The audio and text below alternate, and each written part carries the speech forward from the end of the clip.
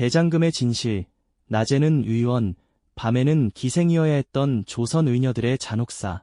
조선시대, 여자가 아프면 죽어야 했던 시절이 있었습니다. 병이 깊어서가 아니라 치료를 받을 수 없었기 때문입니다. 유교적 예법이 엄격했던 조선에서 남성 의원이 여성 환자의 몸에 손을 대는 것은 금기였습니다. 아내가 쓰러져도 남편은 문밖에서 의원에게 증상을 설명해야 했고, 의원은 문틈 너머로 들려오는 목소리만 듣고 짐작으로 약을 지었습니다. 이러한 비극적인 현실 속에서 태어난 제도가 바로 의녀입니다. 우리는 드라마를 통해 대장금을 기억합니다. 수천만 명의 눈물을 자아냈던 그 화려한 성공신화는 사실 조선왕조실록에 단 3줄로 남겨진 기록에서 시작되었습니다. 임금이 의녀 장금을 총애한다. 장금이 임금의 병을 돌봤다. 장금에게 상을 내렸다. 이것이 실록이 전하는 장금의 전부입니다.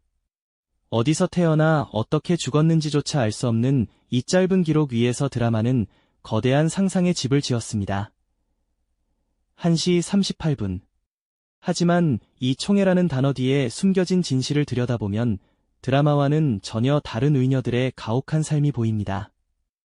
의녀 제도는 단순히 여성을 살리기 위한 숭고한 목적만으로 운영된 것이 아니었습니다.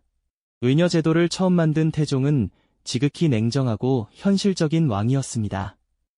유교국가 조선에서 여성 환자들이 치료받지 못하고 죽어가는 문제를 해결하기 위해 그는 여자가 여자를 치료하게 하라는 명을 내립니다. 문제는 누구를 가르칠 것인가였습니다. 당시 조선에서 글을 아는 여자는 거의 없었습니다. 국가는 결국 각 관청에 소속된 관비, 여자종 중에서 10살 안팎의 어린아이들을 강제로 뽑아 앉혔습니다. 이들은 선택의 여지 없이 성균관과 같은 곳에서 글을 배우고 의서를 읽어야 했습니다. 천민 출신의 소녀들에게 배움이란 자유로 가는 길이 아니라 국가라는 거대한 시스템에 더 깊숙이 묶이는 시작이었습니다. 아무리 의술이 뛰어나고 수많은 사람을 살려도 그들의 신분은 평생 천민에서 벗어날 수 없었습니다. 의녀들의 삶을 가장 비극적으로 만든 것은 그들이 가져야 했던 2가지 얼굴이었습니다. 낮에 그들은 환자의 맥을 짚고 침을 놓으며 약을 다리는 의원이었습니다. 그러나 나라의 잔치가 열리거나 사신이 오면 그들은 화려한 옷을 입고 춤을 추며 노래를 불러야 하는 기생의 역할을 강요받았습니다. 처음에는 순수한 유료 목적으로 시작되었으나 세월이 흐르며 의녀는 양반들의 연회에 불려다니는 흥을 돋우는 존재로 전락했습니다. 특히 연산군 시절에는 전국의 의녀들을 한양으로 불러올려 흥청이라 부르며 밤새 잔치에 동원하기도 했습니다.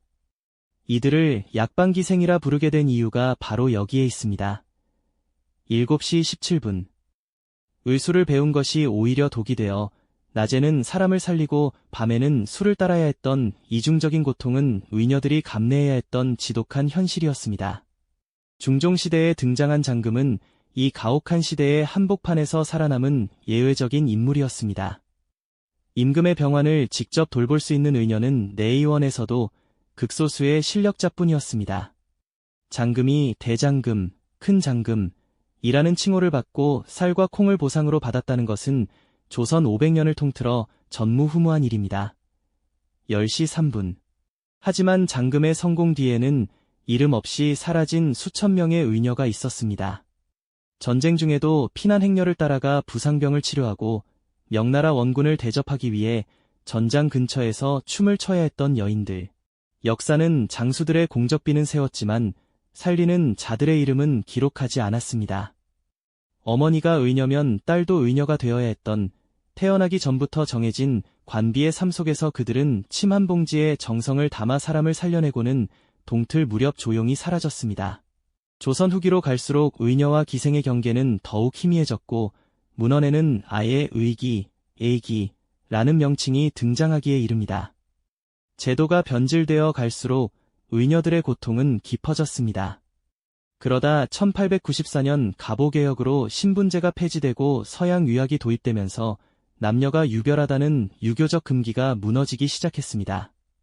남자 의원이 여자 환자를 보는 것이 허용되자 의녀가 존재해야 했던 근본적인 이유가 사라졌습니다.